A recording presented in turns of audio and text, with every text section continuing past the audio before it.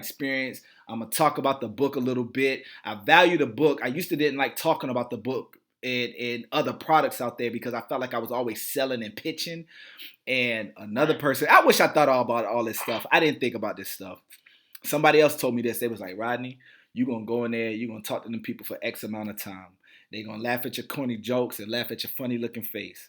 And after they leave there, what are they gonna have to kind of stick to their ribs? Right. I was like, What are they walking away what with? are they Right. What are walking they away walking away with? They with? can't put you in their pocket. So you have to be able to give something that they can put in their pocket that they can use on next Tuesday, next Monday, next Wednesday, next month. So I like the book for that. I like talking about it. So if anybody is there listening, they're going to watch live.